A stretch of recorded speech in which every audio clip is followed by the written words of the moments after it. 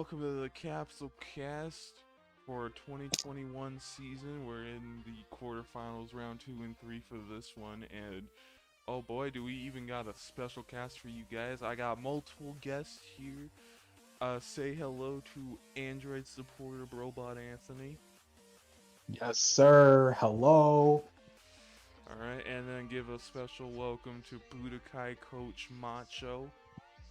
Hello, everyone. Coach Budokai here. I'm excited for this jam-packed capsule cast. Alright, and everyone give a special shout out to Rugratz coach, best moderator, you know him, you love him, Toshiro. What's up, everyone? Don't listen to anything that Anthony says, by the way. And then our final guest of the day, cold supporter Xmat X. Say hello. Hello, everybody. Yeah. So we got a special one for you today, boys. How about we just get on in it? Let's go. Alright. I'm all in. Starting us off, we have Northcott. Don't have the stats for it yet, but got 2-0 for the Boojins. This match started off really well in Budokai's favor, I believe, actually. Then just shifted more towards Boojin's favor after Buhan and Evil Boo just wrecked face, I believe. But Anthony, what do you think about this match? Honestly, going into this, I genuinely thought Budokai was gonna reverse sweep just because the order of the lineup, they had their strongest people first. But surprise enough, Boojins are a very, very strong team, and they just know how to clear it out without having to waste any time going to a round 3. You know. All right. Macho, what do you think about your match here? Boojins are genuinely a strong team. We always could have had an underdog opportunity here. We made, as a lot of people know, we made a lot of roster changes before the start of the season, so it was very interesting, this new look team, how far it could really go. But overall, Boojins had the stronger team. We really didn't have many answers for Evil Boo either of the matches, when that ultimately led to our downfall. Xmat, what do you have to say about this match? Honestly, it was going really well for Budokai at one stage. I mean, they shut Kid Boo down really well with 18, but unfortunately, the last hurdle, like you say, Evil Boo was just incredible. And then Margin Boo, he's looked much better recently as well. They've got him to work now. So honestly, I just think that Boojins, they just look really strong. So it's kind of hard to deal with. And like you say, with all the changes that you've made to your team, it's kind of like you got to get used to all the new characters. So, but it was a close match in the end, to be fair. Tosh, what are your thoughts? It was a good match overall. Not shocking that it was close to an extent and everything. I thought especially that with Budokai, on Budokai's side, with Kid Goku being roughly really good against them, and then 18 just doing her stuff, I thought they would bring it to a round 3. But unfortunately that wasn't the case. But it was a great match. It was just a great match overall, back and forth for the most part. It just proves that Boojin, their back line, just proved to be stronger to take it all. Yeah, judging from the how the main season went and just how dominant Boojins looked throughout the entire season, I think they were definitely the favorite coming out of Northkai, but it was just nice, make it there, maybe give them a scare, but ultimately Boojins took it from us. I have a question for the Budokai coach since he's here. What was the team feeling going into fighting Boojins 1-0? I would be lying to you if I told you confidence was up. Purely because the first match, for a lot of our matchups, we thought we had a best case scenario, and we still just barely lost it towards the end. And we thought, besides the Evil Boo matchup, we got pretty much what we wanted from out of our lineup and the matchup we got. So having that happen, still losing the first round, we were a bit unsure. Though we changed up our look a bit, it just wasn't enough for the second match. I think it's always hard, really, when you look at like when you lose that first match. It's always get the two matches, like the 2 wins. Like it's always hard, isn't it? That's why Oh, yeah. when we come to a later match, like I was pretty shocked about that result, but we'll talk about that later. Yeah, and one thing I would like to point out though is same Kai, Budokai and Androids, and Budokai made it to this round, Androids or not. Oh, I've been hearing that all season. I'm just gonna say this.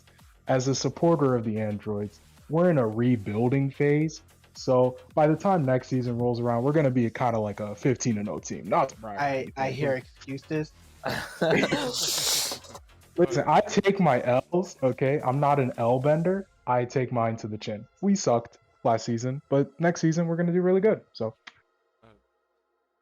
I actually have a question for the Budokai coach here, Macho. What was the idea behind Kid Q's AI switch? It was a lot. It was talked about a lot. Kid was sort of struggling, though. It was debatably our best AI in the testing, but seeing the AI not perform as well, we ultimately it was kind of debated about throughout the entire week, but ultimately we did decide to change the AI, and it kind of performed differently, though. Ultimately, he wasn't the star he was, because if anyone remembers or look back, when we put in Kid in the main season, he had the second highest average DPS for the rest of the league, and he was pretty much a stud. He was pumping out that damage, but just natural as the league goes. Sometimes they're working, and other times they break. Just how it is. And with that, anyone else have anything to say, or should we move on to East Kai round 2? I think that's it for me. East Guy. Yeah, that's it from me. Yep, good to go. Well, moving on here, we have East Kai round 2 with Namek taking it. This one was, at least to me, really close, even with the performances here. Tien not really doing what he normally does, like Piccolo showing what he's on with like Piccolo, and Damn just showing up Earth Defender's normal starter. Sorry, I cannot speak English today, I guess, but yeah, I just think this was a slobber knocker, and I guess let's just move on. Robot, what do you have on this match? Well, I'm loving the use of the term slobber knocker.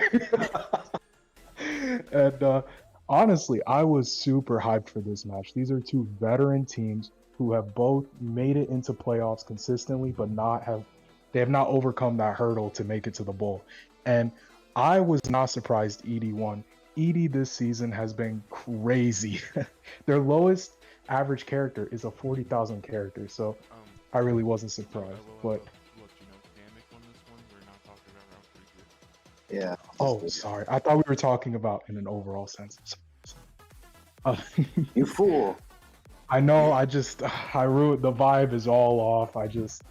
Well, I'm also not surprised Namek won. They have very solid characters. Nuova late. They just carry. I'm curious what Xmat has to say about this.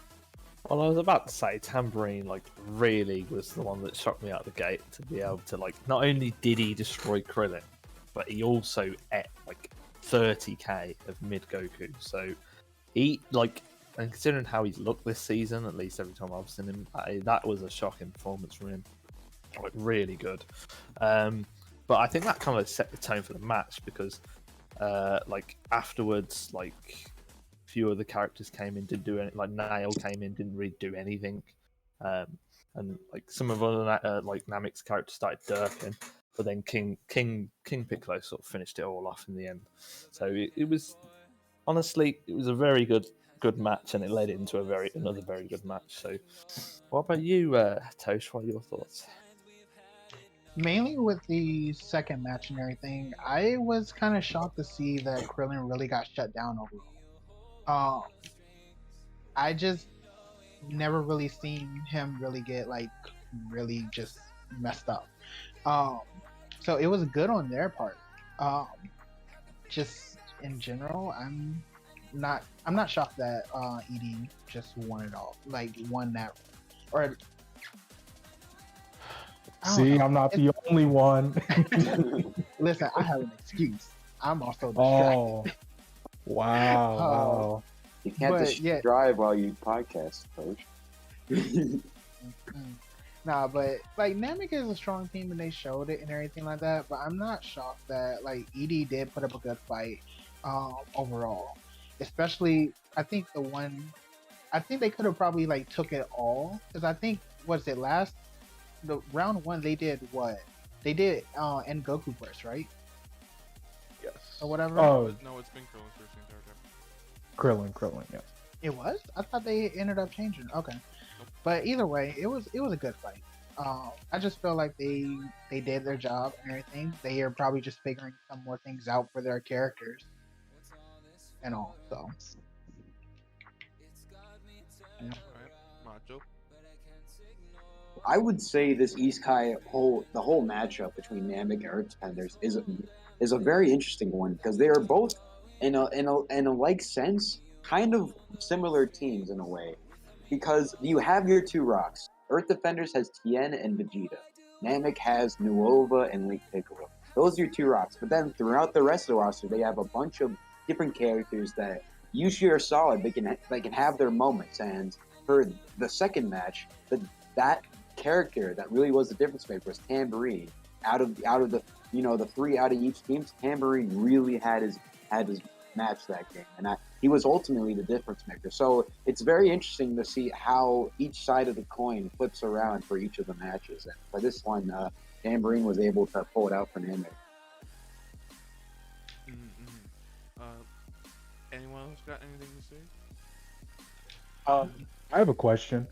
Where do you guys see the future of these two teams next season?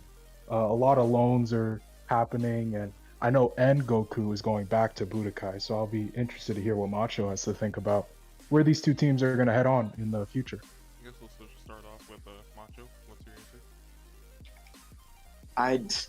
As long as I'm here, I'm pretty sure there's not going to be a Yamcha for Goku loan happening anymore. But I think even with Yamcha coming back, Earth Defenders are ultimately still a very solid team with a lot of power going on to them. They can whip out a lot of damage at the same time. And Namek, ever since getting Nuova, has just always been a threat. I mean, and Lake Piccolo probably being debatably the most consistent, strong character throughout the last two seasons of the 2020-21 season. It's both very solid teams. So most likely, I would say there really wouldn't be a dip in them. They would just be continued to be, a threat. There'd be a hard matchup to face on a weekly basis. Xmat, what would you say about that? The future on these teams? Well, I overall agree that both will remain pretty solid. I mean, they both got decent options as well if they want to pick up people. Obviously, trades and everything with holding, but I also think that the only thing that might be though is maybe ED. There'll be a bit of a drop. The main season, you won't see it as much, but if they get to playoffs and things, sometimes I feel like you need that really strong character to pull you through, and the Yamcha just isn't that. Maybe they get a free agent though. What about you, Tosh? What do you think? Sorry, I was muted. So we're round 3, correct? No, we're just talking about the it's future of it's a question about ED the and future of Namek. the teams. Oh, regarding ED and both of the teams? Yeah. Yeah, both of them. So, ED, I feel like they can literally do anything, honestly. They're a team, they're one of the teams that I think they have not changed their build. I know at least so far, out of the 2 seasons since we rebooted things, they have not changed their builds and everything. And they can always expand even more because it feels like a lot of their characters can already do so much, and they have a very high ceiling, regardless on if they do this before any trades or any loans and like that. If they end up getting, I know I heard Macho saying that the whole Yamcha for Goku thing probably won't happen again. Probably won't. Who knows? Maybe they'll try to sweeten the deal with something else. But I kind of agree with you on that. unless that team just wants to try something new again. Uh, as far as Namek goes, it's kind of the same deal where I feel I feel like they have a little bit less versatility with their builds to some extent when it comes to some characters.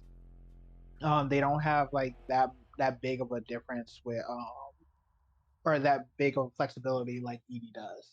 So I feel like with King Piccolo or Nuova and late Piccolo, yeah, you can go ahead and change their builds however you see fit, and it'll work out.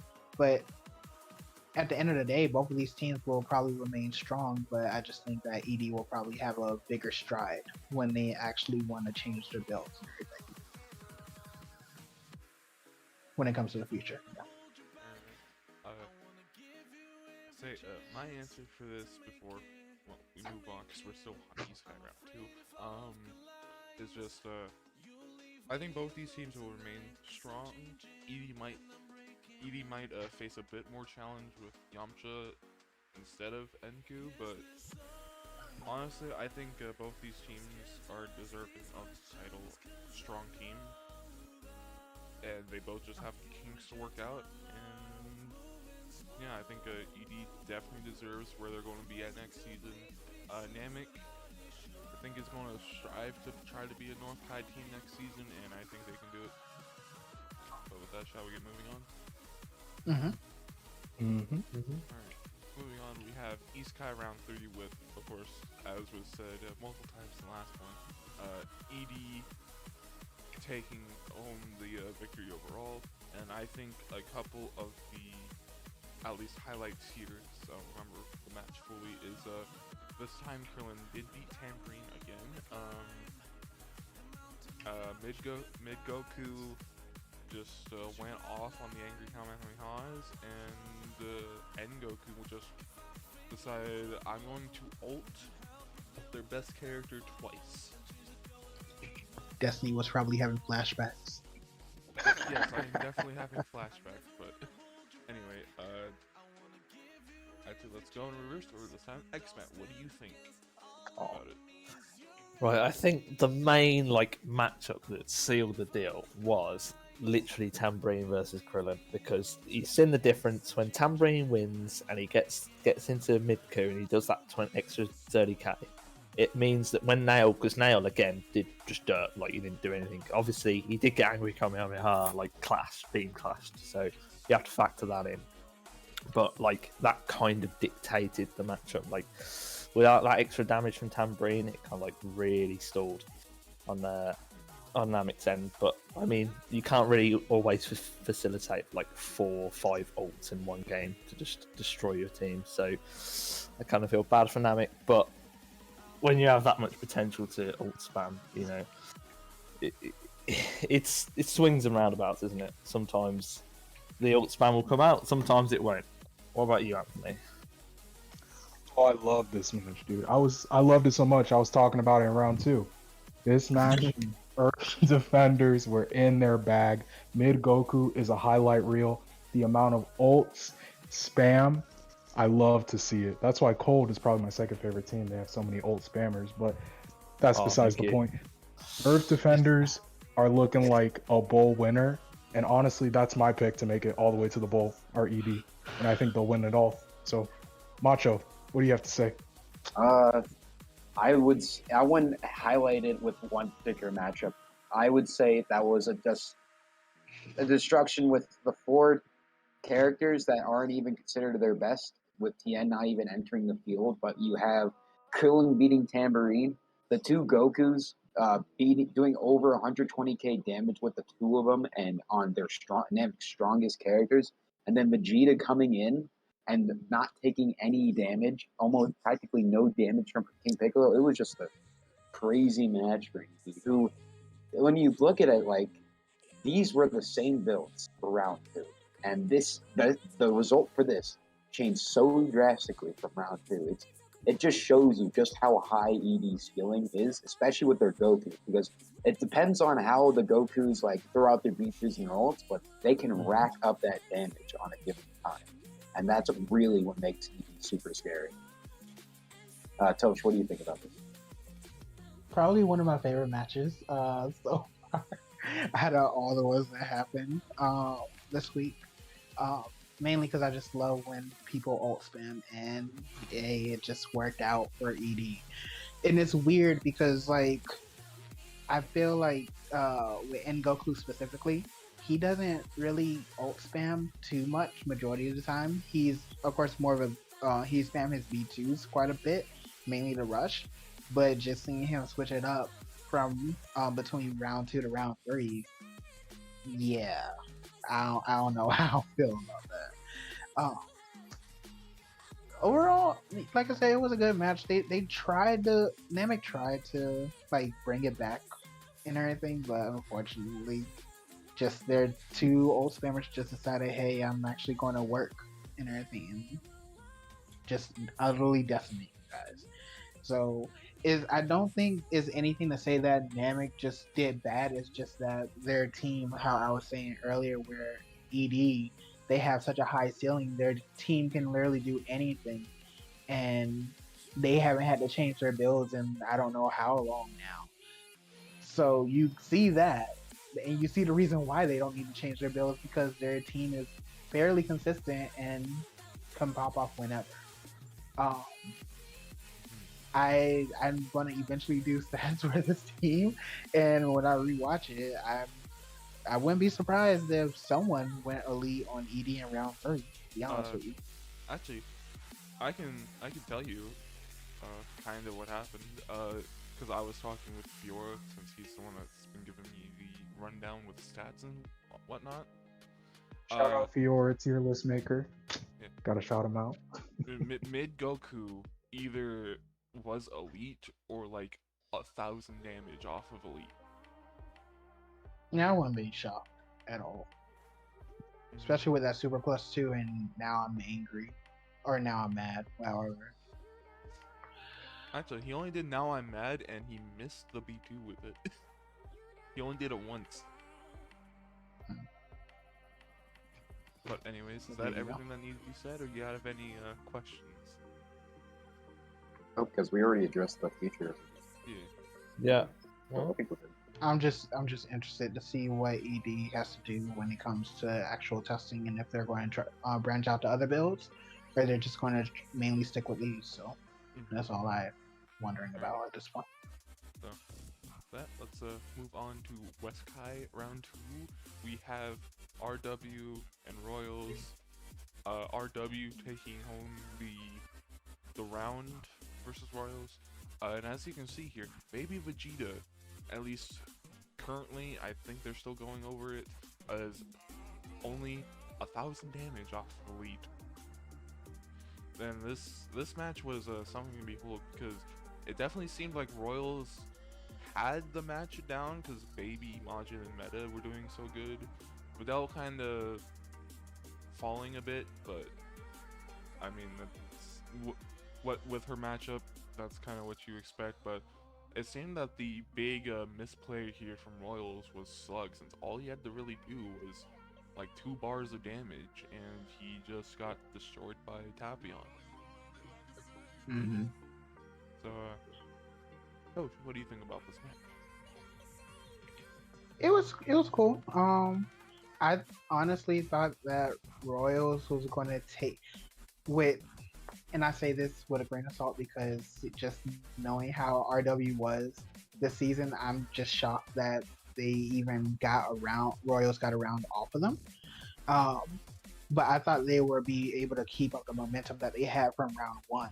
And like how you said with Slug, how he only I recently saw the match and he only needed to do like 3 bars because Maju tagged with 2 bars and Tapion only had 1. So when it came to that, he had the advantage completely with Baby still in the back, and he did not spam. He did not use any of his V2s or anything like that. So I feel like maybe I don't know if that's more so a consistency thing, or if that was just like a one-time dirt kind of deal for him. But it kind of sucked that they weren't able to finish it like within that round. But props to RW to actually like get everything else working out and actually bring it to a round 3 with a chance of moving on. What did Xmat, what do you think? Well, I think, like, to be honest, if you literally took out the stats of Slug and Vidal and you just had those three, baby, margin, and meta stats, you'd have thought that it would have been a win for Royals. But, like, it really shows how, like, poorly Vidal and Slug did. Mainly Slug, because obviously, like you say, he only had 3 bars to do and he couldn't do it. But I think as well, what I would highlight is everyone's like looking at the stats for Tapion for most of the season, and it's kind of like low. But I think it really emphasizes how many times he actually came in last season to finish a team off, because he really popped off here. Like, he really did a lot of damage. Other than that, I think what helped was a lot of tagging from Rez, like the constant tag game. Just come back in and just get that health back. It really did do wonders for them, especially when Marju was getting kind of like wrecked by Baby at one point. So, what about you, Anthony? What do you want to say? Man, I was hyped for the East Kai match, but the West Kai match was the one that got me thinking the most, because RW is such an interesting team in how it's most of the characters are elite level characters. Like, all of them, in my opinion, can go elite. But it's just interesting to see the difference between 4v4s and 5v5s. And RW won this round, but not in the fashion that they usually win all their 4v4s, which are very dominating. Usually someone goes elite. So it's just interesting to see the difference, I guess, in what one man changes, you know? What do you think, Macho? I think it just shows the potency of both teams and how much of a dynamic matchup this was. The fact that Royals got stronger performance from Baby Vegeta, and also to a lesser degree Majin Vegeta as well, and yet Resurrected Warrior still pulling out the match with Tapion and some of their stronger characters, just shows how potent each of these teams are. And the characters that did do bad against these characters are not bad characters by any means, but they just got outdone by these characters. Like Slug was usually a rock this week. He was a decent character, and he did not show up. So it just goes to show just how much each of these teams can put out.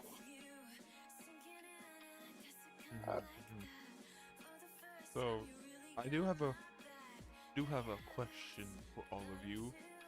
Well, I actually have 2 questions, but one of them we can get on to in the next round. But my question is, do you think that either of these teams should stay how they are? I think they preferably want to stay how they are, but there's a lot of pieces that made these teams the way they are this season. Like on Royal side, Cooler's there, Metacooler's there forever, and Metacooler is an essential part of the team, but so is Baby Vegeta coming in here. And Baby Vegeta, that loan may not happen again, guys. It was an unprecedented loan, I would say, because the Zenny difference was so much just for the Pilaf and Baby Vegeta loan, and I'm not sure they get that. And as for Resurrected Warriors, they're likely not to get Tapion or a good free agent just because of how well they've done this season. And depending on and there's some loans on their team, and there's some roster viability, since they have such a big master list. You can see a very different Resurrected Warriors this season, depending how the cards. Anthony, what do you think? I think RW won't change too much. Obviously, early Goku's leaving, and I don't think you want to get rid of him. So 18's coming back to their squad. But other than that, Yajirobe will take the place of Tapion. He's not as good, but he still services the job. Royals, however, have a lot to deal with on the off-season side, because Deborah is broken. Pilaf, while being a 40k character, isn't Baby Vegeta. They're just not on the same level. So it's going to be interesting to see how Royals deals with their problem characters in the future. Xmat? Yeah, no, I agree. I don't think Rez will get the same squad back. I think that they'll end up with a slightly weaker squad, but I don't think it'd be like to the point where they won't compete. But I think it will make it so everyone sees their squad as fairer.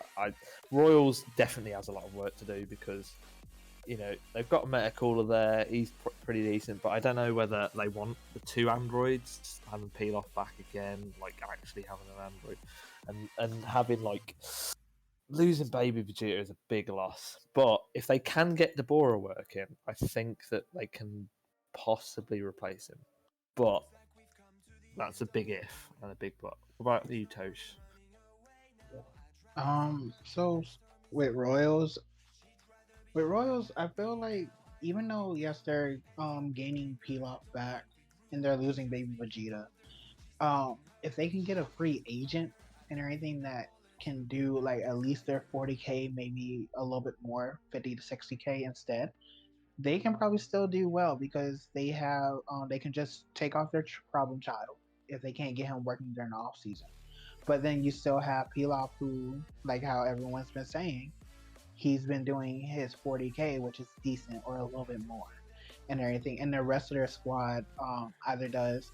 Metacooler is another 40k character, but then you have Macho Vegeta, who can just pop off, and he has 2 builds that he can work on. So I feel like they can make it work. As far as they will probably need a free agent in order to make themselves probably perform on the level that they did this season. As far as RW goes,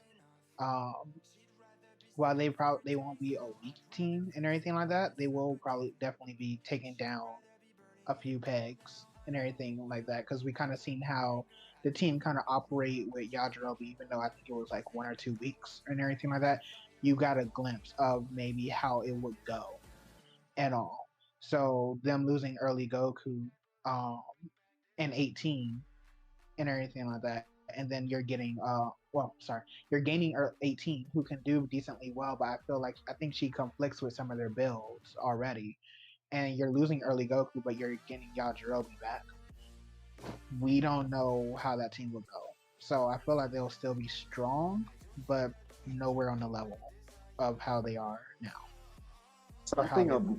Something of note on the free agent point that like that is this season was essentially an extremely interesting one because there was only 5 teams that had a record over 500, which means this was a very top-heavy kind of league in a way where there wasn't too many winning teams. So when it comes to the free agency and winning games, because Royals are moving on to the next round, and for a lot of these teams they made it decently far in the playoffs. It is likely that you have to get really lucky for free agents because you will most likely be at the bottom of the free agency list.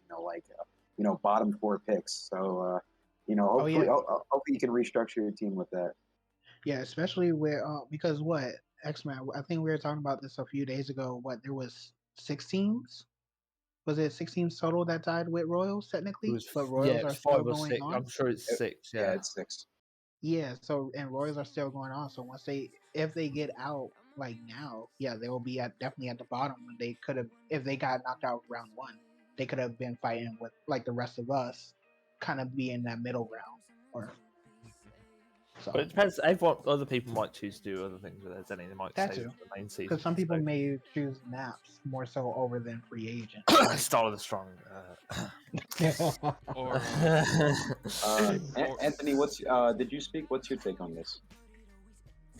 About RW and Royals next season. 2021 was a tough season, especially for teams that were deemed to be strong in the off season. Teams like Cinema. Androids, unfortunately. But the FA thing, RW was just a storm of good luck, right? They had a lot of Zenny to get Tapion. They got given Maju because Bujins got nerfed and they had to take Spopovich, which, kind of a nerf. It worked out in the end. So I think... Spopovich is moving on. Maju isn't. Coincidence? Right? I think not. Not over Maju every day, but I think next season people will be wiser about the kinds of FAs they choose and how they want to spend their Zenny. Like how it conflicts with builds on their teams, whether or not a character can fit. I think people are going to start thinking more about that benching schedule, especially. I think people are going to start thinking more about. But that's just my take on Also, since when athletes. was Android seen as strong? You guys are back in the Kai where you guys were supposed to be. Well, imagine being a moderator and just having so much toxicity in your heart. It couldn't be me, Lies, but lies and slander. I'm such Oh, a lies. fake person. That's what happens when you're on Rugratz, by the way, guys. Don't join Ah, Rugratz. no, Join don't Androids. We're lie. very Don't positive. lie. We're positive. We accept all people. We have 19, we have 17, 16, all types Jero, on That's, Android. that's went. all Jero, androids. Jerome? That's not No, acceptance. no Jero or no deal. Yeah, you don't it- like old people. Yeah, but what is it? Well, before we move on to round 3, Royals basically got an FA, 2 FAs this season with Baby and Videl, and they got Videl to work, and Mhm. Baby is Baby, so. I just feel like Videl always could have worked and everything like that. I feel like I think because when RW had her, I don't think maybe the build that they were going for, maybe it just required a different AI. But I'm not sure if they could have spared some of the Katharas that Royals had opened up. Because I think they're literally replacing like what Deborah used for Videl. Alright. And also, We're reaching the 40-minute timer, so We'll stop rambling. We get it. well, we still have multiple matches to go, and some of them be hype. I know. So, Move on to round 3. Just give me the notes, baby. yeah, moving on. We have West Kai round 3, and you can definitely see the damage number difference in this one. Baby Vegeta not even anywhere near his elite performance of the last match. Majin Vegeta still has 50k. Meta basically taking Baby stats, moving it with Slug and Videl, and was like, hey, I'm gonna be the MVP of this week. So, but not to knock RW, they still had a really decent fight, and when it came down to Slug versus Ader and early Goku, I think everyone was screaming for Slug to just do it. To just do it, because he technically had one more bar to do than he did last round, and since he didn't do it last round, it's like, what's going to happen? It's just Slug versus basically a full character. But Anthony, what do you think? Personally, I can't wait for the Slug Nike collab, the Just Do It sign. You know what I'm saying? Uh, Royals are just showing that they're the favorite on the west side of the bracket. Yeah, west side of the bracket to make it to the bowl. I think it's gonna be them and ED. So just to make it short and sweet. Macho, what do you think? I would say that this really speaks to the team Royals are. When you look at the regular season and how these teams played out, Resurrect Warriors made history about having the longest starting win streak of all time, just throughout the entire DBZ league. And they were an unprecedented team and were extremely strong. But I feel like me and a lot of other people also had Royals, despite their record, as a very solid team and with a very fleshed out roster. Royals taking this just puts on to that, and it makes you excited because, man, is this the Royals we were always expecting? Because now Royals are going into the semifinal or the bowl. They're made it. So it's going to be very interesting if they can keep on the momentum. Xmat, what do you think? Right, I'm not gassing him up just because he's an ex-Cold member, but I think the difference is you can see the difference between the two rounds. Meta Cooler, when he gets in there, he basically almost finishes off Energia, gets out, tags, comes back in with 2 bars, tags again, and then comes back in. He doesn't do much when he tags the third time, but I think it's really like, and he did this for Cold as well, like so many times. The tag game, when he's on the tag game, it's just brilliant, and I do think that Royals, like as a roster as well, like they've got a really fleshed out roster, like you were just saying, and I think that the fact that Baby kind of like dirked a little bit in this match, but then Slug and Videl kind of made up for their last match performance, kind of really it just made up for the whole of that last match. So I do think that Reyes, they put up a good fight, but when you have Meta on his tag game spam, I don't know. I think it's hard to stop. So, what about you, Tosh. Don't got much to say about it. It was still a close match and everything towards the end. I thought Slug was gonna kind of choke, possibly, even though I was rooting for Royals a bit, but I thought Slug was gonna choke, honestly, especially against Ader, and seeing how Ader is generally known for being Mr. Consistent and everything. What's up? I was just gonna say, can I just say, like, it was literally 30k he had to do again. Like, he did 45k, but it was overkill. Like, he killed, I think he did 8k on like 1 health. So he didn't. He had 3 bars to do again. So I can see why you think he might bottle it. Exactly. But yeah, it is kind of weird that Baby Vegeta is the one that kind of fell off on this one. But at least, like, it's good to know with Royals is that if someone kind of screws up and everything like that, all their other characters, from what it looks like by the stats and from what I remember from the match, will pick up the slack and at least try to do their part and all. But overall, good match on both sides and everyone. I feel like everyone really did try doing their best to basically just try to win it all and everything. And that's all you can really ask and try to do. I think the last person that needs to go is Macho. No, I already went. You're free to ask your question now. That's Oh, yeah. My question actually was for you, Macho. Since you're getting early Goku back, are you going to put any testing effort on him, or do you think he's just fine as is, as the attack plus 2 KSA monster that he is? I can't speak to the future of early Goku because that actually depends on Reservoir Warriors on the mind. Because I would say us teams have talked a lot, and when it comes to how each of our teams look, we kind of like how each of these characters, the characters on our teams currently that were from the loans, we like how our team looks better with them than without them. So we would most likely be communicating. But if that doesn't really happen, early Goku has a lot of versatility. He has some of the best key charge in the game. He has great melee. He has decent V2s, though it's probably one of his weaker stuff. His base stats are nothing to scoff at. They're some of the best in the game. And Yes, you can really have a lot of viability and options with him. So, alright. That, I think everything that's needed to be said for the final round for West Kai. Mm-hmm. Yeah. Congratulations to Royals for first year in playoffs, making it to the semifinals. So, with that, let's move on to South Kai round 2 with Muscle versus Dirt. Dirt taking home the round. And as you can see here, there was another near elite Hercule doing 93,000, and that just goes to show how scary that man can be when he just decides to stop playing around and does false courage, present bombs, always lands dynamic mess him up punch. He doesn't even need to land his ult to do a massive amount of damage. Not to knock Muscle though, I just think this one was a little bit more who could take out Hurt.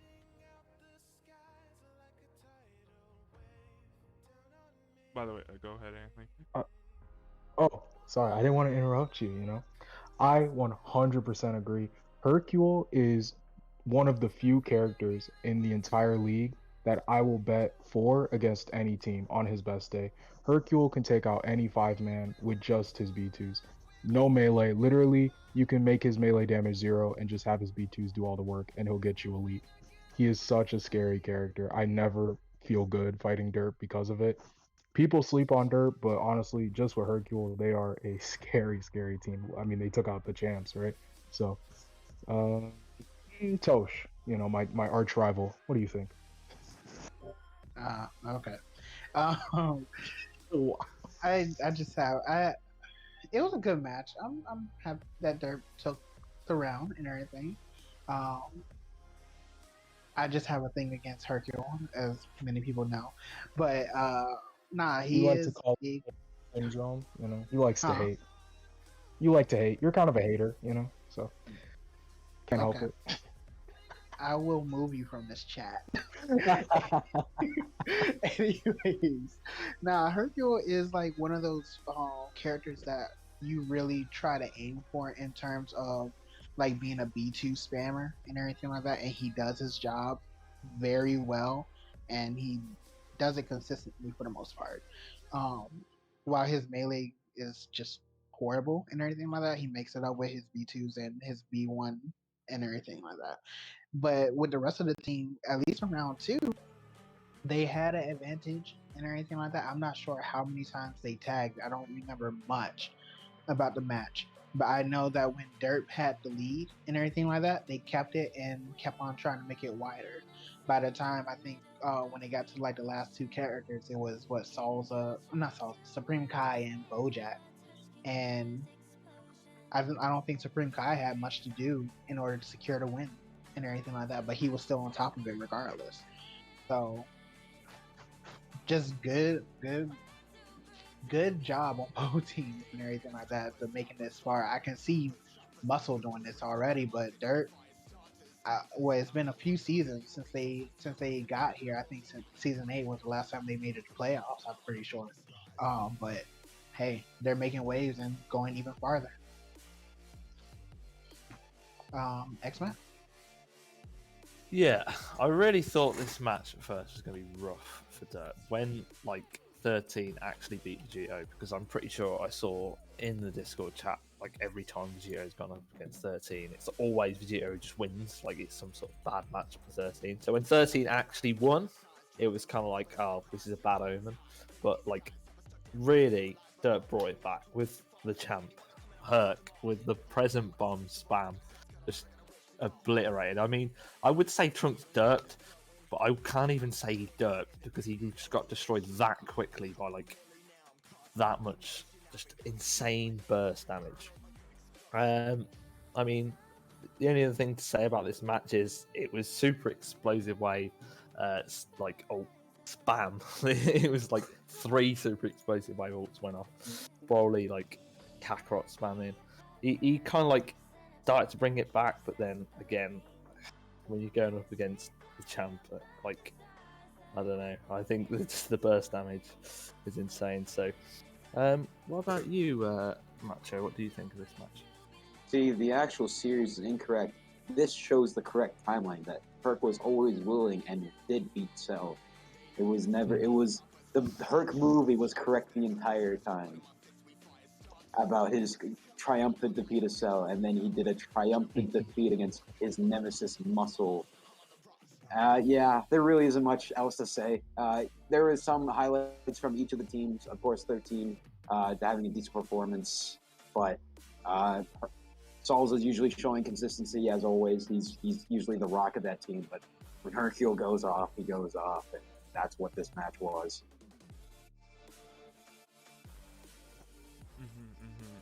So, with that, shall we get to move it on to round 3? I got some words for round 3. Ooh, I can't wait. I think everyone has some words for round 3. But I guess going on South Kai round 3 with probably the biggest upset of the year, Derp taking out the previous champion, Muscle, in a near defeat but near victory at the same time. But just looking at the stats here, Hercule didn't do as much as he did, but he still pulled his weight. Dodoria doing at least 10,000 more. Salsa and Vegito doing basically a character more than or basically doing more than a character for both of them. The only one that seemed to fall off was Supreme Kai, but hey, not to knock Muscle, this was within a bar of a victory here for Derp, so it actually was seeming to end the same way that it did for the round 1, Salsa and Herc versus Bojack. But I think what definitely turned the tide here was Muscle, other than the last minute transformation from Bojack, did not get any of their transformations off for most of the match. Broly didn't transform. 13, who normally does transform instead of prioritizing his B1s, just didn't transform at all. So, but anyways, congratulations, Derp. You beat the champions. And Anthony, take it away. Bro, there's some, to put it in an analogy, Muscle are like Dragoff from Rocky, right? The Russian guy. Juiced up. Every single one of their characters are just amazing. And, Derp is like Rocky, the ultimate underdog, always trying but never really succeeding. And man, if you haven't joined the Discord, please do, because the VC during that match was so hype, so loud. People were screaming because Derp beat the unbeatable Muscle. The Muscle that's made it to the bowl 6 times, 50% chance to win the bowl. And it was just, the hype was palpable. I loved every second of it. Shout out to both teams making these matches so entertaining. And what are your thoughts on it, Xmat? I really love these matches. Honestly, like with Vegito and the starting matchup with Vegito in 13, I think that again, like it was like the opposite. It was a good omen when it's like Vegito actually took out 13. He tagged as well. Again, like Mercooler in the Royals match, he tagged with 1 bar, or well, not 1 bar, but like just over 1 bar into the yellow. So he tagged. So it was like a really good position from for Dirt. But then at the end, Bojack almost repeating the same feat that he did last time. It was just so scary, and I couldn't imagine being in Derp's like position, like watching that. That must have been horrific to watch, especially when Herc just decided not to spam. Like he just stood there letting Bojack run around. Like no, I could feel the nerves, even though I didn't watch it live. I could feel the nerves through the VOD. Right. What about you, Macho? What did you think of this match? I would say that most of the people's reaction would be talking about their performance, but here I kind of want to focus on Muscle for a moment. When it comes to Muscle's match, it was very interesting how where their damage came from. When you talk about a character like Bojack has relatively struggled in the new AI and in the 2020 and 21 seasons. And as I used to have been a Gohan supporter, I remember when we had legendary Super Saiyan God Bojack on our squad. That was an absolutely insane pickup for the Gohans. And we never really saw that character for a long time. But Bojack almost pretty much single-handedly made this fight become a match where it was almost out. It was almost out. It really looked like Derp was pulling ahead with some strong performance from characters, but Bojack really turned on the Jets and turned it into a tight fight. And that just really speaks to the type of team Muscle is. No matter what you do, when you have the core, which would be Trunks, Broly, 13, and Bojack, well, Bojack less so, but Bojack showed up now, you can see this team is how dangerous this is. Any single one of them, if they go off, and they absolutely can, they become a championship-winning team. So it really speaks to Muscle got beat this time, but they'll definitely be back next. Sorry. I was just going to say, I think it speaks to the build as well, the defense to Eternal Life build. Like, the staying power in that build is just, like, really good. So allow him to just, like, keep him there and just do that bit of tick damage. And, you know, it almost worked, so. Tosh, what do you think? It was a great match. I remember, because, what is it, with behind the scenes, like, with the whole stream, like, usually we have someone, like, actually in the back, like watching the stream live from one of the commentators, and I just remember me typing the freaking commentators chat because Jay was just like, "Yeah, nah, Derp is going to lose" or something like that. And as a lot of people know, it's just like commentators curse or whatever, and it started to come out that way. It was just like, "What the hell, Jay? You just ruined their chances of possibly winning," and but it's so weird because, like how you were saying, Macho, we never see that Bojack, like, at all. But it just shows the difference of how 5v5s are done and how they affect the AI to an extent as well. Because Muscle, when they're in a 5v5 setting, they just show up. I don't know. and they do show up still in 4v4s, but for Bojack, it just feels like it's a completely different monster for him. On Derp side, they did pretty well. I'm pretty sure that Fiora usually said that that Souza usually like struggles against a EL user and everything majority of the times, and whether that was still the case against Bojack or just Bojack popping off, it just, hey, it is what it is. You guys still won. I know you're they're probably very happy that they made it to the semifinals, and hopefully maybe they can make it further and all. But good luck to both teams and everything. Muscle is probably just going to continue getting stronger because I already know that they have multiple builds that their teams can work on. So just adding more to their repertoire. I have just really Destiny? 2 things to say. Actually, can I add something onto that, Tosh? Go ahead. You said that Muscle are a different beast in playoffs, and just to put that in perspective, every character besides Bojack and Raccoon on their team, when they had Roshi in 2020, they all went elite in playoffs. That in and of itself should tell you, like, Muscle were the heavy favorites going into this. They're always the heavy favorites. And it was such a crazy moment seeing them lose so early to Derp, of all teams, right? Like, Derp and Sentai are obviously some of the weaker teams in the league, and it's just so nice to see them get a win without having to, have Nuova on their team. This is just their team. This is like mostly their core guys doing good. Like, it's such a nice thing to see. I mean, I wouldn't call this early by any means. This is top 8 right here. This is the round at 4 semifinals. I would say That's true. it's a pretty good round to go out because it shows that you are the top 8 of the league. That's pretty cream of the crop. You were above I average. guess my perspective is skewed because Muscle usually makes it. So, I do have just 2 things to say. yeah. One, if anyone else was in that VC, you would have gone death at least 5 times over with how much screaming there was. It was crazy. But just a question I wanted to ask you all, and we can start with, well, anyone can start for their answer. What is the future you see for really these 2 teams next season, since Derp will be losing Vegito and stuff like that? I wouldn't say Muscle. Muscle is probably just going to, like I said, probably going to stay roughly the same. Probably get stronger.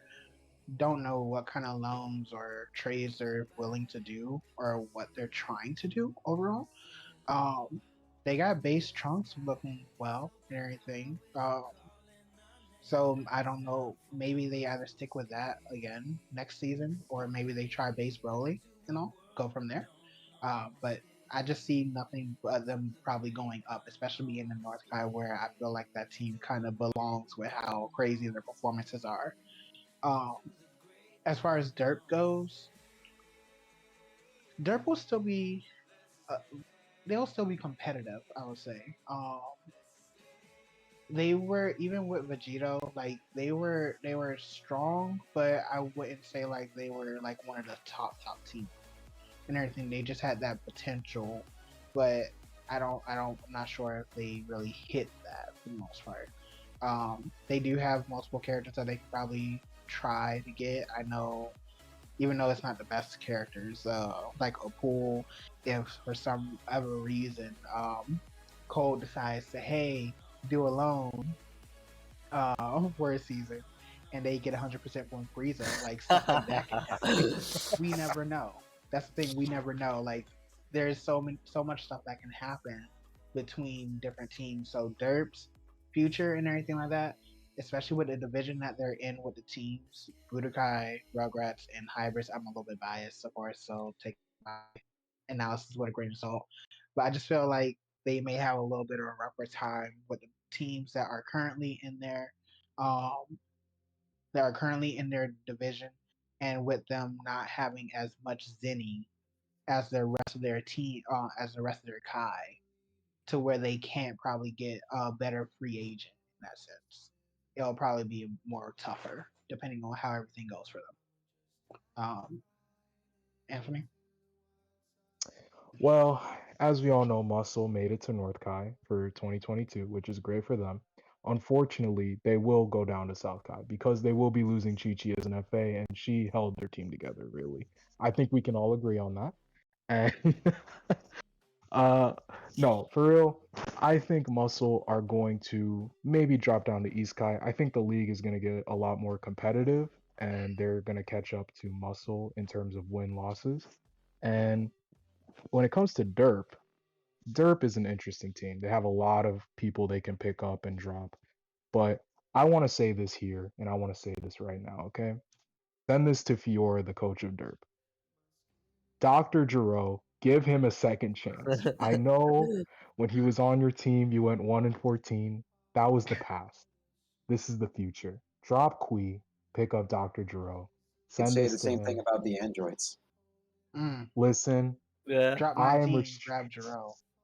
I am restricted by the chains of the hierarchy. Fiora has unilateral And power. and you're telling me that you want them to join androids? Come on, and not to join Rugratz. When admitting that you are under the chains of your coach, Right, right. Listen, that And only happens to me and you have because I'm a crazy person, okay? and I you throw have the out coach random of dirt. Rugrats here, just like, go ahead, test what you want. Like, I'm open to all ideas. It only happens to me because I've been around a while. If you're new, Donut will appreciate you so much more, okay? He's tired of me. But listen, I mean, you pick. did make a Jarrell build and it worked on Super 17, so I'm just, what can I say? But in reality, both these teams are going to be good. I think Derp will rise more in 2022 than Muscle, but I don't think they're going to fall off hard or anything like that. Xmat, what do you think, buddy? See, I have a bit of a different opinion on that. I think Oh. Muscle. I agree with Toast. Muscle will stay sort of on their perch, sort of like because they're going to figure out Raccoon probably at least make him better than like 26k character, get him up to like 35, 40k at least, and then I don't think that they're going to like drop like their characters aren't going to go like really downhill. I don't think like they're not going to really like make their characters any worse than what they are already. They're in a really good position, so I don't think they're gonna like. I mean, even if they change forms for Trunks, we know that the other forms work, so it's not like it's going to be like a terrible decision to do that. Yeah. Then I mean, Derp. This is the one where I disagree with you on. I don't think they're going to drop hard, but I think they'll drop because I think losing Vegeta is like a big thing for them. He starts a lot. He usually deals with his character. Maybe does that extra 10, 20k and just like gives them like that set pace to like keep going and win the match. So I think that's going to be a big loss. They'll still be solid, but I just don't think they'll be as good. So there you go. That's fair. Unfortunately, Dr. Giroux will just take Vegito's build and then excel and be an elite character. But I respect your Anyways, opinion. forget about your opinion real quick, Anthony. Macho. There's really not too much to add. I think Tosh and Xmat have highlighted a lot. I would say that I think Dirt has unlike a lot of teams, Dirt does have a lot of viability in how they can mix up their roster. So just because they won't keep getting definitely not the same kind of free agent like they did this time with Vegito, I still feel like they could still get a decent free agent and then make some moves on the roster. And also, Derp is still in this, so if they win the bowl this season, you're fine dropping off a bit for the next season because you got your bowl. So we'll see if Derp can pull it out. Agree. Alright. All I really have to say is when are we getting Trunks to start in muscle form again? Gotta change the rules, buddy. But seriously, like, good job to Derp, and we still have predictions to go on, so that could take a little bit. I also, right before we go on through predictions, I actually just want to ask a question to all my capsule mates. Since we are the losing bunch, we are a whole bunch of people who are losers. We talked about how these teams will move on. What did their futures look like? But since we lost and we didn't go over for Budokai. I just want to go over and ask each and every one of you, and then maybe I will give my answer. How do you think your teams will either improve, or how does your future look? Starting with Anthony. I don't need to say much. I'll make this quick. 15-0, no losses. Make it all the way to the bowl, win the bowl. Unfortunately, for the rest of the league, that's just how it's gonna go down. So, no offense to all of you. You all are great teams. Love you all, but that's just how it's gonna happen. I guess Tosh can go now if he wants. Well, okay, Anthony just gave his little fantasy over there. I was gonna say I'm not quite sure how they're winning 15-0. That means that beat us. So, for my team, I feel like we're at a good point right now because we have a lot of stable builds already. We're just branching out on trying out new things and new forms, which are actually working out fairly well. The only ones that I am very wary of in my division right now is hybrids because of their potential, and potentially Budokai because it's Budokai. They're a wild card in my eyes. But I feel like we can probably definitely take it up. Possibly get to the bowl again. That's always my goal in North Kai. I was the first Rugratz coach to make it to the bowl, and hopefully the first coach to make it to North Kai for Rugratz. Beat Androids, 3 more times, once in the main season. Hey Tosh, what happened when you made it to the bowl? Who'd you fight? And what happened?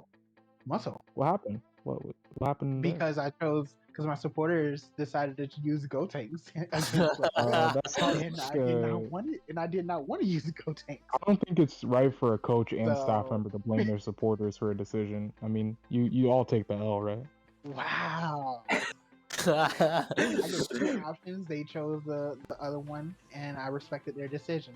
There we go. I think we should stop the cap and just go on to Xmat, and maybe he'll give us some grounded opinions, Anyway, Anthony's got some venom in his lips. Yeah. I'm just cocky, you know what I mean? Anthony is just upset that Rugratz beat them 4 times overall, and they still haven't gotten a win at all against us. So that's all. We'll see, brother. I can't wait to meet you in the Capsule Cast, or I win. So I'll see you. All right, Xmat, what about your team? Okay, so first, the short answer is, so we're on the first form of Freezer that we're going to do, final form. So after we've done all the other forms, we'll see where we're at. No, I'm joking. But I think I think I'm quite happy because of our Kai that we're in with Namek, Royals, and GT, which for me is quite a scary Kai actually. I'm quite happy. Let's make playoffs. I'm happy to do that. Make sure Freezer actually works, not just deciding to just not do B2s and not do anything. But I'm kind of hyped because we're trying a few different things next season. I think we're looking at Final Form Cooler, who, a lot of people like because he's just he's badass, BS. Really, 10K freaking Death Beam and 14K Death Chasers. Yeah. But no, I'm kind of happy with where we're at. We've got a few characters that are really consistent. King Cold, Mr. Consistent himself, top 7 in the league, by the way. Just to rub that into Tosh's face with the Rayleigh. But anyway, top 4. I'm sorry. Yeah. Oh well, when somebody do some, but no. So King Cold's in a good place. We've got Monster Zarbon in a good place, although we're testing base Zarbon and he's looking even better. And then you've got Mecha as well, who's just again consistently 40k. So we can fix Cooler and Freezer, then I'm excited.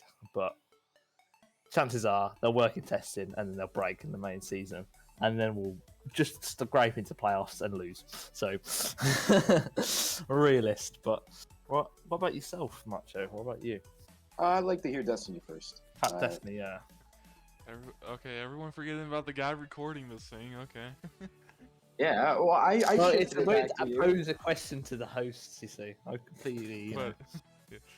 We're the hosts now, Xmat. Yes. But in in actuality, we have our few problem children, i.e. a Goku lookalike and a Goku Fusee, but really, I think we'll do fine next season. Sadly, we have to be in the Kai with Android, so we have to knock them out of 15-0. But They were already lost to us by then. Don't worry, that's fine. But what is it? Y'all are forgetting one important thing. We get a certain big boy to work. We could wink wink nudge nudge put in a loan for a certain legendary boy. Ooh, yes. Ooh. That won't help you, but I wish you luck. I mean, since we're not really going to get either of the coolers, so Yeah. at least not right Right now. now. In the future, maybe. Maybe. But okay. It's a better proposal than 100% freezer for. What was you saying Salsa? earlier, Tosh? What was that proposal? Or For Salsa, that's not That bad. was it. or No, what I well, was saying earlier, 100% freezer. If we was overkill. locked to have 100% freezer, yeah. But freezer for Solza, I don't know. Or I'm as I was saying earlier, freezer for Riku. Yeah. Oh God, no. Even worse. But what is it? Yeah, just moving on. Macho. Since everyone else have their opinions. Yeah. So it is a poorly kept secret that I looked at Merc Tao and I saw his base stats and I knew, God damn it, we can make that man do work. And it is a poorly kept secret that Merc Tao was an essential part of our run and of our season. So I'm actually really interested in just blowing it up and making a new team. The reason I basically joined Budokai, as I was a long time Gohan and hybrid supporter, was that the master list in Budokai is so massive. There's a lot of things you can do with it. So I would say for the next season, just because we can't rely on Murky more, we're gonna get a worse FA. You're likely to see about 4 to 5 different characters on our base roster this coming season. Quick question though to you, Macho. Do you not find it a bit like hard to plan though? Like, because obviously this season you had loads of changes already, and now you're going to do another load of changes. Do you think is it not a bit like you sit there and go, we might not be able to actually get as far because we haven't kept a core group of characters together for a while? Like, do you know what I'm saying? Like, well, I do see what you're saying, but it's the reason why I love the league. I mean, I think it is the being able to go in with a new team and get something fresh is something so new is what makes things so interesting. Like when you have say you have muscle, right? And they don't change anything and it's a bunch of muscles, right? Nothing changes and you have a bunch of the bottom. There's no parity, there's no interest. I like a little spice in my food. And I think that's what makes it interesting because when you look at the season, reflecting back, looking at this coming season, there was a lot of teams that emerged that, they're gonna be there unless they made changes. Like Resurrected Warriors, greatest example. They were at the bottom of their division last season, and now they were at the top, and they were they made history being a considerably powerful team. So having that parity and being able to switch it out is what I find so interesting. And plus, we got a lot of testing to do, of course. That just comes with it. But we'll definitely get our testing there, and we'll see how this team looks. And it's possible we just go man, we like a lot of our old team better, so we won't change anything. But that's why having the option to do that is so interesting. No, I completely understand that. I just think that maybe it might just end up being harder to sort of get further into the playoffs and things, to having to change constantly and change the characters and everything. But that's sure. But shout out to the testing crew. Tosh is in here. Literally, you're getting a test every day. Like the output is insane right now. So getting I'm pretty sure I could switch out 10 different characters and I'd still have good AI and good builds fully tested on all my on all my characters. So just shout out. All to I'm guys. saying is, The work they're it's a doing. lot harder work than you think it No is when you have problem. all No the problem. freezer forms. I mean- When you have all the freezer forms, like it's basically the same. Oh, thing. it absolutely is a challenge. Oh, absolutely. We're getting Engoku. He has 4 different forms as well. It's a new it's a different build for each and every form. I completely understand. Also, Yeah. shameless plug. We're looking for more testers. More testers. Excuse Come me, and join. Tosh. I have an announcement to make. Breaking news. It seems like Budokai is testing early Piccolo. We don't have to worry about them next season. They've already given up. So Oh my goodness! let's I move just on. posted that. How dare you be Give a it up already. Premature. get this snitch off the capsule. Let's What is just this? wrap it up. Honestly, let's wrap it up. Hey, Oh my goodness! Well, I was told I couldn't Oh. test that, which is was factual. I couldn't test Engoku. Yeah, I was like, you know what? I'll go. You know what? Go some early testing. Why not? I mean, you technically can. You just have to fight Namek for it. But Oh, as I was trying to say for the past like 3 minutes, well, for 2 things. One, maybe NQ for 18, that with that edge. But No. what is it? We should probably move on to predictions. We're already an hour and 15 in. Yes, yeah. You're tired of us, Destiny. We know. Let's go. Tell us how you really feel. Honestly. No, I love having you guys on, but it's like I'm pretty sure we all have lives. So. Nah, You guys Sleep. have lives? not until tomorrow. True. But anyways, moving on to predictions. We only have 2 matches to do. Wow, that's completely different. We have Bujins versus ED. Please, it's a spelling mistake. I was doing a lot of this like while I was asleep, so. And you want us to Multitasking, move on and quickly. time. But yeah, but my prediction: Bujins versus ED round 1. I think it's going to be ED will take the first round win.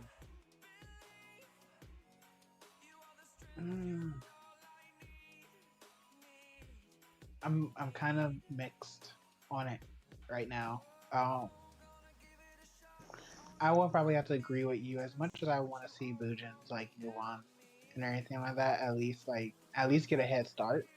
I will probably say ED gets it only because they have a more consistent and more burst damage than Bujins, at least in my eyes with that.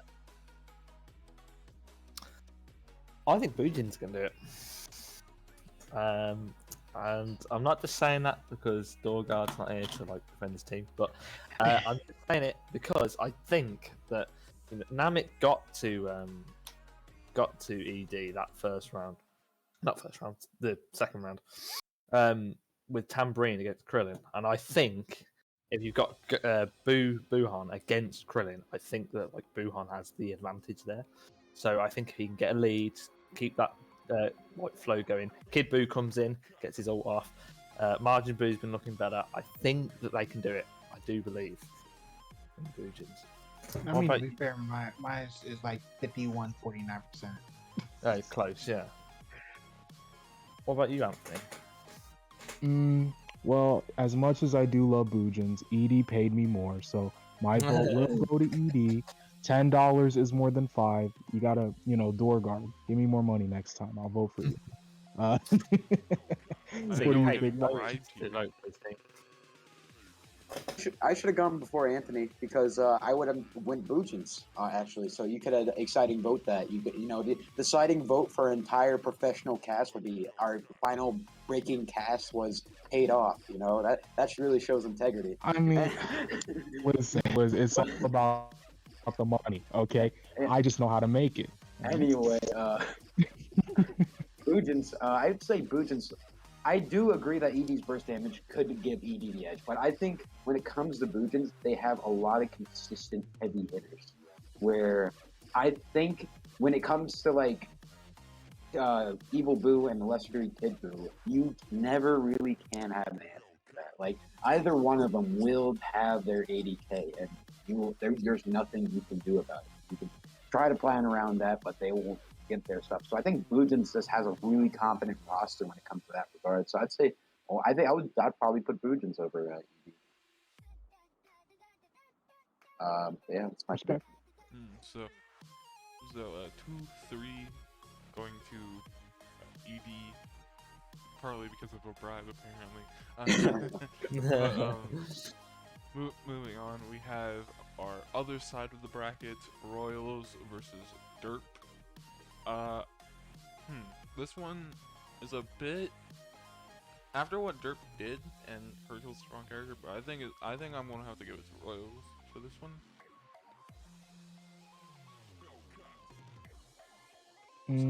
I will give it to Royals because they are using Videl, and that gives my utmost respect. So Royals, good luck. Derp, same thing. Love you, but I think Royals got you on this one. Xmat, what do you think? I think Royals as well. I'm not just going to say it because Metacooler's there, just because, none of that. But I do think that will be the deciding factor. If the lineup goes the way I think it will, which I think it might just end up being Meta and Vegito because they see their light as both their best sort of starters. I think Metacooler will win because I think he'll just do what he did to end Vegeta, and they'll just shut him down, and then he'll tag, and then you've got like Margin Vegeta, who's just really, really good, and then Baby, who obviously almost went elite this time. Like, I think it would just be a little bit too much for Derp this time. But what about you, Macho? I wanted to be more favorable towards Derp, but I think a Vegeta team, Vegeta team, is too strong. When it comes in retrospect, Vegetas are historically just really strong characters, and Royals got a fleshed out roster. I think Derp can surprise some people, but Royals. I had Royals as a top 3 team coming into the season, like because of their move with Baby, because their roster looks so strong, and getting Videl to work in a place of a character-based roster that wasn't working, which is Deborah, really impressive from them. And I think they have a strong statement here. But Derp hold the upset against Muscle. This could be a wonderful take from Derp. So, but right now my vote goes to Royals. What do you think, Coach? I'm going to give it to Royals, just straight up. It's not that Derp can't do it. It's more so that I feel like right now Royals probably have a consistent team, and their team when they pop off, they really do it. So my vote is to Royals. Derp, I hope you prove us all Also, wrong. I think it will be like closer than like even with Margin Vegeta and Meta and everyone. I do think it'll be a close match just because Herc's present bombs will like do a lot. Herc's present bombs, really Vegito's presence. Presence, yeah. Anyways, that's a 5-0 for Royals right there. That's a Sorry, record. Sorry. But We're just haters, bro. Prove us wrong. Show us up. Yeah, if you prove us wrong, I'll be actually quite happy. We're just a bunch of losers, especially honestly. if you None of win the us are in whole thing. playoffs. So I can just say that if you win the whole thing, I can just say that we lost to the bowl winners. So that's none of our like opinions my matter. excuse then. But anyways, that would come to the end of the Caspule cast, and there's a link to the Twitter, the Discord, and the website in the description. If you come to join Discord, you can be on the testing team with Toshiro, or you can come hang out with us on our teams. Trust us, we don't bite. And yeah, thank you for. I do. Yeah, maybe Anthony, if you don't join Android, I guess, but but yeah, with that, we come to the end. My name's been Destiny, your host. I'm Robot Anthony. I'm Xmat. And Macho. 2022, Budokai's winning it all, baby. We're taking it home. Lord. Get this propaganda off my. But actually, we'll all be seeing you next time. And for those that celebrate it, I wish you a happy Thanksgiving.